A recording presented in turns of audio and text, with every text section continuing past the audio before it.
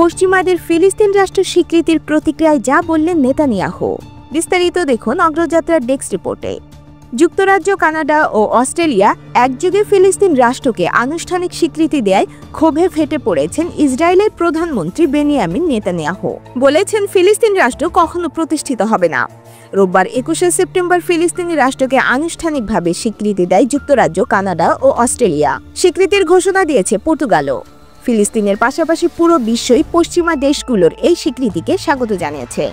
তবে ক্ষুব্ধ প্রতিক্রিয়া ব্যক্ত করেছেন নেতানিয়াহু। টাইমস অফ ইসরায়েলের প্রতিবেদনের মতে, রোববার মন্ত্রিসভার সাপ্তাহিক বৈঠকে ইসরায়েলি প্রধানমন্ত্রী বলেন, স্বাধীন ফিলিস্তিনি রাষ্ট্র প্রতিষ্ঠা ইসরায়েলের অস্তিত্বের জন্য বিপদ ডেকে আনবে। ফিলিস্তিন রাষ্ট্র কখনো হবে না। ইসরায়েলি প্রধানমন্ত্রী বলেন, জাতিসংঘ ও অন্যান্য সব ক্ষেত্রে আমাদের বিরুদ্ধে পরিচালিত মিথ্যা প্রচারণার এবং ফিলিস্তিনি রাষ্ট্র গঠনের আহ্বানের বিরুদ্ধে আমাদের লড়তে হবে, কারণ এটি আমাদের অস্তিত্বকে বিপন্ন করবে এবং সন্ত্রাসবাদের জন্য একটি অযৌক্তিক পুরস্কার হিসেবে কাজ করবে। নেতানিয়াহু আরও বলেন, জাতিসংঘে আমি সত্য তুলে ধরব। এটি ইসরায়েলের সত্য। এটি অশুভ শক্তির বিরুদ্ধে আমাদের ন্যায়সঙ্গত সংগ্রামের সত্য।